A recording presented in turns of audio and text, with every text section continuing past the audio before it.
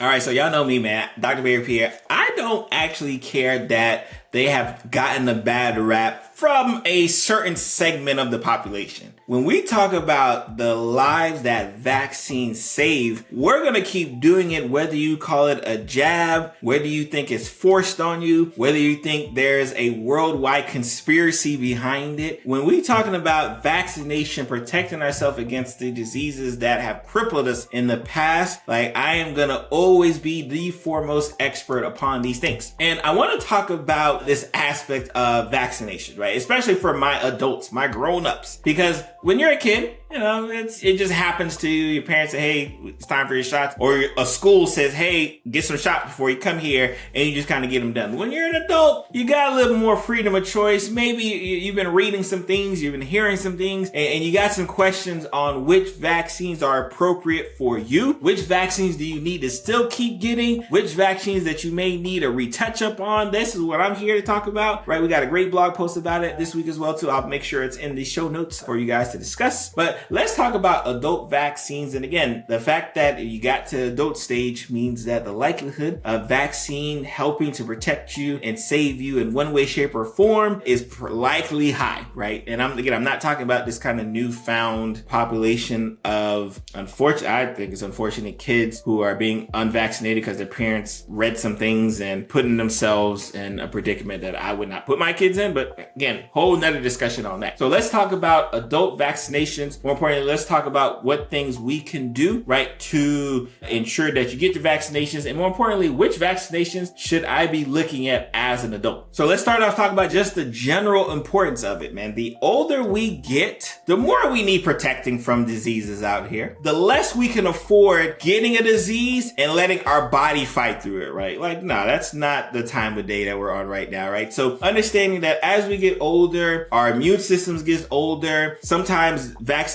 that we've gotten in the past, we need to get revaccinated. Boosters along the way. There are annual vaccines that need to happen because, you know, they don't last as long as they need to last, or they need to protect us from new bugs that arise, right? Things are happening. So understanding that when these new, again, pathogens arise, like you want to take medication that help protect you from them so you don't have to deal with the consequences, or the consequences are less severe when you deal with them, right? Again, I remember that was a big issue with the COVID vaccine, which is one of the vaccines we'll talk about today, is this aspect of like, all right, does it protect you from getting it completely? No, right? It can't 100% do that, or they'd be trillionaires, but it can reduce your symptoms, can reduce the risk that if you do get it, you won't be asymptomatic or symptomatic at all, or if you do get it and you haven't been symptomatic, the likelihood that it will kill you will be significantly lower, which, again, if you got a COVID vaccine or you're just looking at any of the data associated with the COVID vaccine, boom, that is right there, right? So again, so let's start out, first and foremost, COVID vaccine, right? Yes, you need to get the COVID vaccine, COVID booster. Yes, it is an annual vaccine, and we talked about this in a whole bunch of videos when we talked about COVID, this aspect that we were eventually going to lead to that point. It was eventually going to get to the point where every single year you would need what we would call a COVID booster to deal with a new variant that may be around, because COVID's not going anywhere. We know COVID's peak seasons typically are the summer and winter, right? So as you're watching this,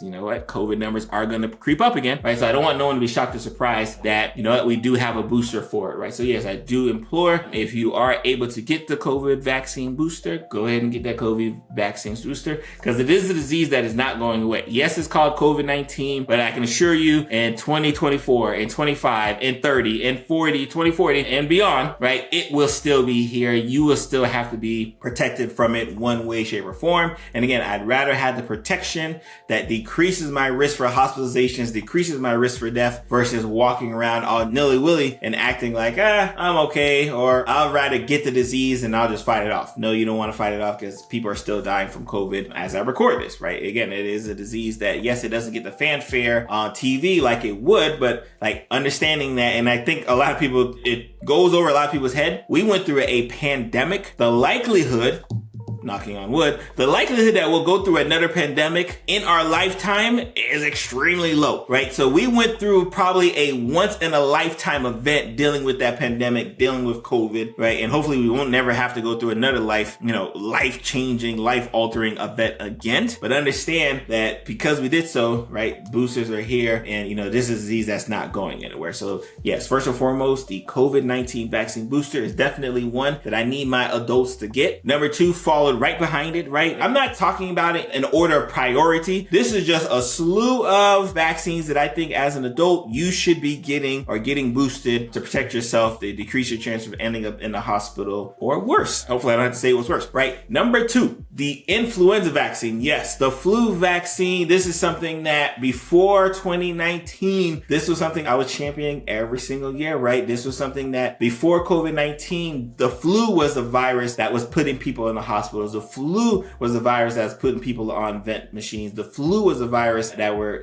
unfortunately killing a lot of people. But obviously now when we talk about killing a lot of people, in comparison to COVID, like the flu is like here and COVID is out the screen, right? But it's still here. Like we're not downplaying it, like it's still there, but COVID is just off my screen, right? You're not gonna be able to catch COVID, but that still doesn't take away of its importance of being protected by the flu, right? So definitely get your flu shot. That is definitely one I highly suggest you get. All right, the Tdap vaccine. This is a vaccine that protects us from tetanus, diphtheria, and pertussis. This is a vaccine, if you've never gotten it, if somehow, some way you've never gotten it, you 100% should be getting this thing here. If you've gotten it before, typically we recommend every 10 years or so. Pregnant women need to get it as well too. But typically every 10 years because of its kind of waxing level of immunity, we do recommend getting it, right? The Tdap is one that you should be getting, especially if you never got it as an adult, right? Which I think, I talk about it now, but that conversation of never got it as an adult is going to be much more prevalent as these kids who are,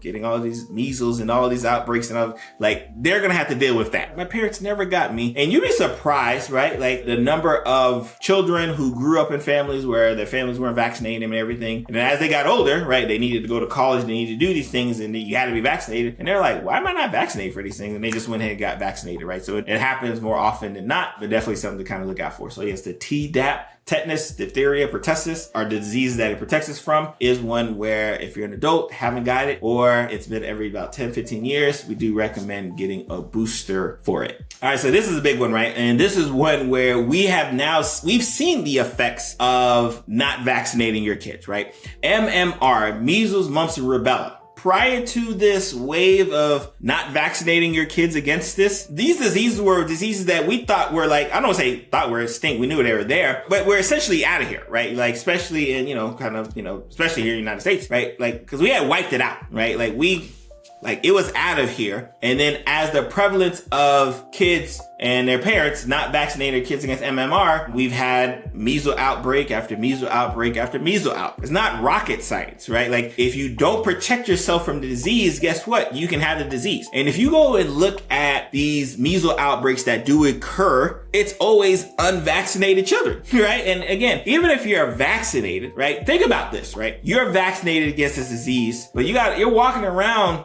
people who have like not vaccinated themselves. So now they picked up the disease. Your body is still going to have to deal with this disease, right? It's like, oh my God, like, all right, like I recognize this pathogen. All right. I know how to fight it, but like, I'm surprised I still have to fight it because I thought I was like on break, right? So the MMR vaccine is definitely one that, again, I implore as an adult, you should be getting, right? Because you don't want to be a part of that statistic of people who gotten it during a measles outbreak, right? And it was because your parents didn't do it, right? So understand, definitely these are diseases that we literally wiped off the map, so to speak, that are still around because we had, people are just not being vaccinated, right? Not being protected. And now they're dealing with all of the issues that come when you get measles, mumps, or rubella, right? So MMR vaccine is definitely another one on that list of vaccines that adults should get. All right, the pneumococcal vaccine, pneumovax, usually are older, 65 and above when you typically get your pneumococcal vaccine. This is one where, Pneumococcal vaccine, the virus causes pneumonia, of course, meningitis, bloodstream infections. Pneumonia puts a lot of people in the hospital, right? It just does. And understanding that all about risk. If you hear anything else, especially with this vaccine conversation, it's about how can I reduce the risk of seeing someone like Dr. Pierre in the hospital, right? If I get the MMR vaccine, I don't have to deal with Dr. Pierre asking me why I didn't do it, right? If I get my flu shots, if I get the flu, right, I usually won't have to run into Dr. Pierre at the hospital saying, hey, here, we're about to put you on a machine, right? Like these are things that we can reduce risk. Again, not 100% before any of my anti-vaxxers hop into my comments. It's not 100%, but it does reduce the risk significantly enough that I would rather take my chance of dealing with the disease after I got vaccinated than dealing with disease not being vaccinated. That's just,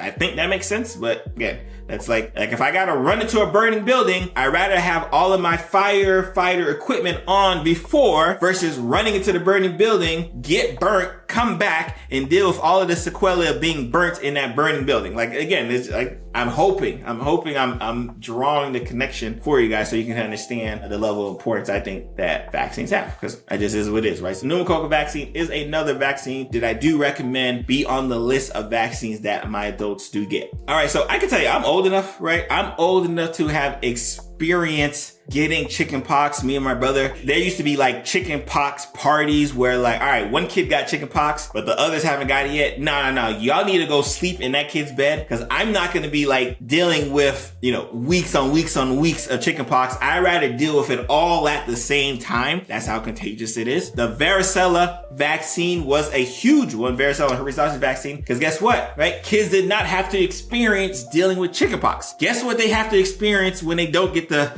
vaccine now, right? Chickenpox, right? Chickenpox is coming around again. Like I'm, as a public health professional, right? Y'all know I got my public health degree. Shout out to Nova. As a public health professional, it's so disheartening to read about a lot of diseases that were essentially kind of eradicated because of vaccinations, which those who may not know, vaccinations and vaccination programs fall under the public health umbrella because it helps such a large swath of crowd if you get properly vaccinated. And reading about these diseases and understanding how like detrimental these, again, I'm 41, right? If you've gotten chickenpox, like drop it in the comments, please. Like y'all, because I think the young kids who fortunately like have not had to contract chickenpox, they don't even understand how bad it used to be, man. It was itching and burning and it was, bumps, like it is not something I would volunteer for. Again, AKA burning building over there. Would I volunteer to run into that burning building with no firefighter equipment? No, right? So why are we volunteering? Right. And I say volunteering because I'm talking to adults. I understand if you're a kid and your parents did not want to vaccinate you because of misinformation and disinformation. I understand that you got the short end on the stick on that one. But once you become adult, it's back on you. Once you become an adult, it is back on you. Right. So if you didn't get it, you should be listening to this episode or like, all right,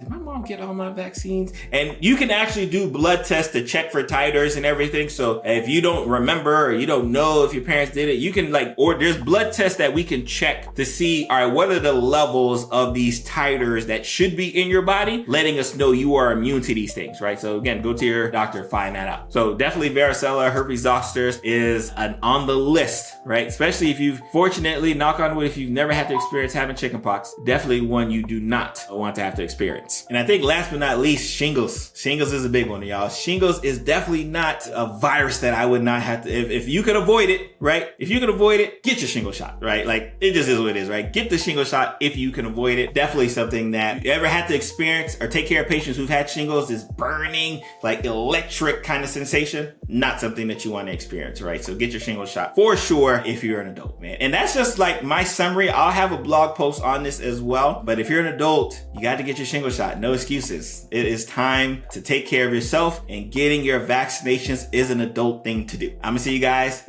next week.